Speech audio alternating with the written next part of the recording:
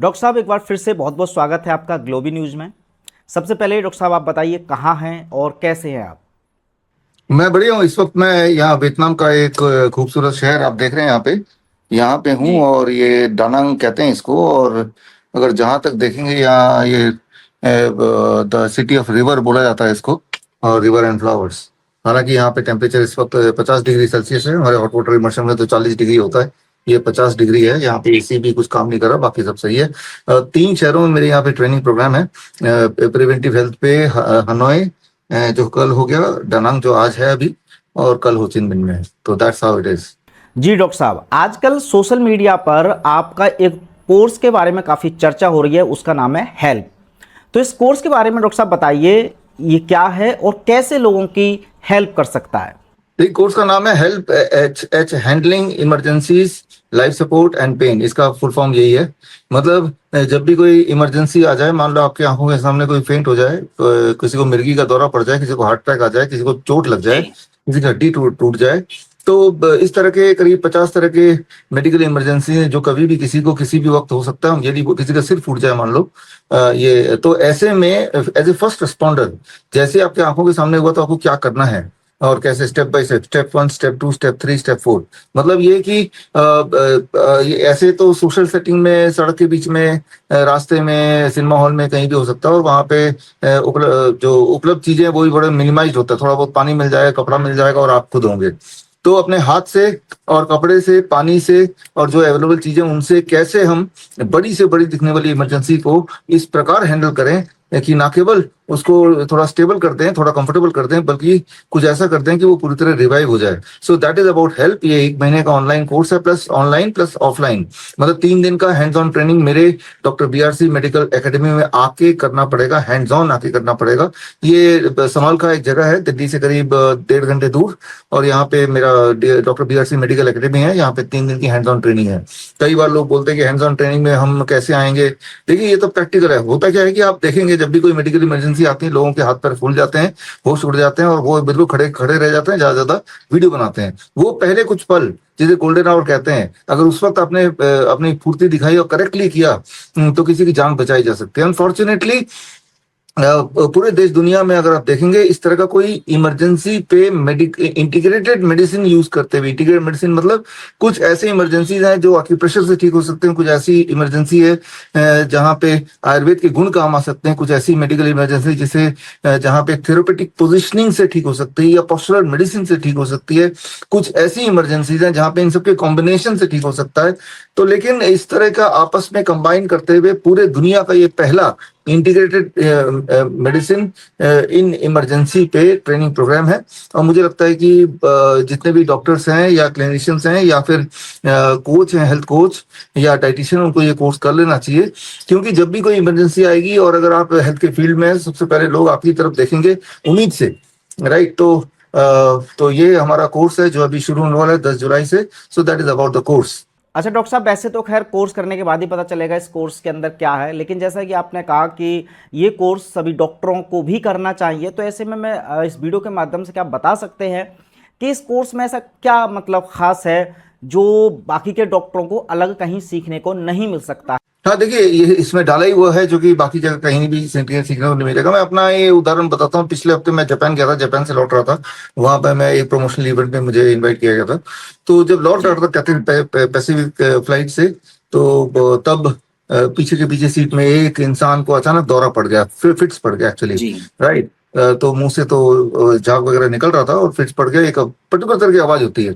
और वहां पे 250-300 लोग थे हवाई जहाज में, और सारे पढ़े लिखे थे। जाहिर सी बात है, हवाई जहाज में पढ़े लिखे लोग जाते हैं, मान सकते हैं। और वहां पे जो भी फ्लाइट अटेंडेंट होते हैं, आपको ये पता होना चाहिए कि उनको एक बेसिक ट्रेनिंग दी जाती है फर्स्ट एड का और इमरजेंसी हैंडलिंग का। और वहां पे बाई चांस उस फ्लाइट में डॉक्टर भी थी। तो मुझे उम्मीद थी कि भाई सारा कुछ they know and they will be able to handle the things. लेकिन मैं तो देखा कि उनका बिहेवियर जिस प्रकार का था, तो वो भी उतने शौक में थे जितने कि बाकी यात्री शौक में थे। जबकि ये सिंपल सी बात है, हम बात ही कर रहे हैं, तो ये समझने की जरूरत है। जब भी किसी को फिट्स पड़ता है रेगुलर बेसिस पे, तो वो कुछ सेकंड पड़ेगा, वो भयानक लगेगा, उसके बाद वो अपने आप नॉर्मलाइज हो जाएगा।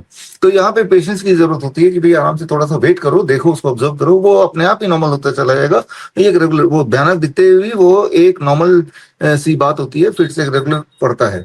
और कौन सा फिट्स खतरनाक हो सकता है, कौन सा फिट्स खतरनाक नहीं हो सकता, ये भी ऑब्जर्वेशन वाली बात है, हो जाता है। लेकिन वहां पे जिस तरह का पैनिक उन्होंने क्रिएट कर दिया, including the flight attendants and the उसी फ्लाइट में जो पैसेंजर डॉक्टर थे, जबकि बात सिर्फ इतनी सी थी कि it needs only some time to make it normalize. तो कुछ करने की, कई बार क्या होता है मेडिकल इमरजेंसी में कुछ करना नहीं होता है। जैसे मान लो कोई फेंट हो जाए तो बस उसको लिटाए रखना है, वो अपने आप होश में आ जाएगा 2-3 मिनट में, कुछ करना नहीं होता।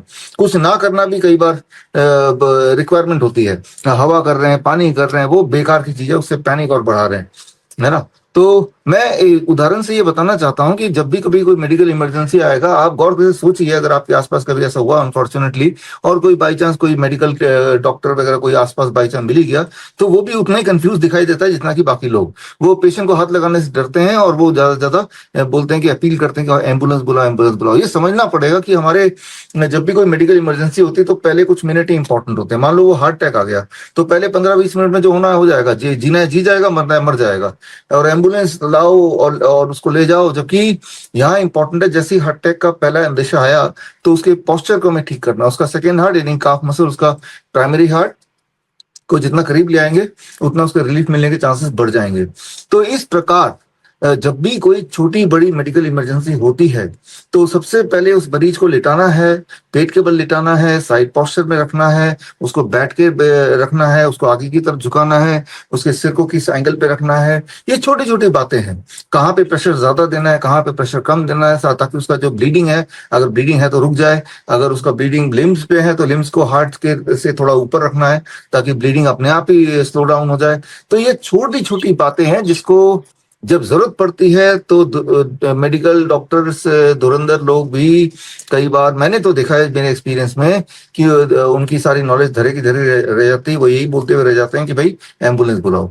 तो जाहिर सी बात है, ये ट्रेनिंग जो है, जो hands on training, hands on मतलब प्रैक्टिकल डेमोन्स्ट्रेशन और प्रैक्टिकल प्रैक्टिस, बार बार प्रैक्टिस करने की आवश्यकता है, ताकि ऐसे सिमुलेशन करने की जरूरत है, ताकि ऐसी मौका आ जाए तो उनके कैनेस्थेटिक एबिलिटी, मतलब उन्होंने अपने हाथ से किया हुआ है, जो चीज हम हाथ से कर लेते हैं तो उसमें ज्यादा विश्वास होता है, तो हम कर पाते हैं। सिर्फ थ्योरेटिकली समझ लेना, जैसे मैं भी बता भी रहा हूँ और आप सुनने की कोशिश कर रहे हैं, समझने की कोशिश कर रहे हैं, उससे एन मौके पे जब ये यही वाली परिस्थिति आएगी, आप इस नॉलेज को यूज नहीं कर पाएंगे।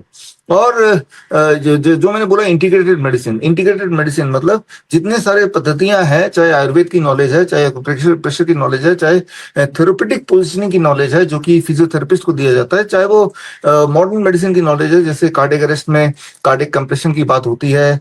तो ये सारी चीजों को अगर मिला के एक सीक्वेंस बनाते हैं, जिस सीक्वेंस में ये देना है, तो वो बेस्ट इफेक्टिव होगा हमारे हिसाब से। और हमारे हिसाब से इसलिए क्योंकि पिछले कई सालों से, खासतौर पे जब से कोरोना काल था, वो आपको याद होगा, तब से हमने एक, अभी तक भी है, इमरजेंसी हेल्पलाइन नंबर हमने जारी किया पब्लिक के लिए, और जिसमें दिन रात 24 घंटे वो खुला रहता है, और 2020 से खुला है आज भी।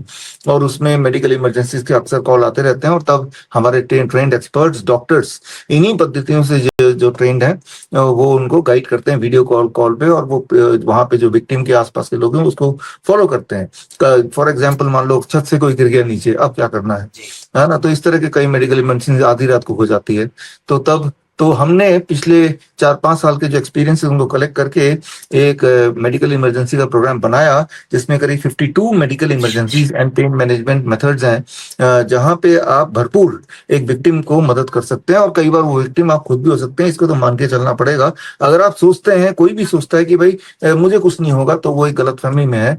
कौन चाहता है कि उसे कुछ हो जाए, लेकिन अनसर्टेनिटी की दुनिया है, कहाँ चोट लग जाए, कहाँ कोई गिर जाए। आपने देखा भी है कि खड़े खड़े लोगों को हार्ट अटैक आ रहा है, कार्डियक अरेस्ट हो रहा है, जो कि कोविड के 2 खुराक लगाने के बाद हो ही रहा है। तो और जिन्होंने लगाया है तो उनके साथ तो अनसर्टेनिटी बनी हुई है।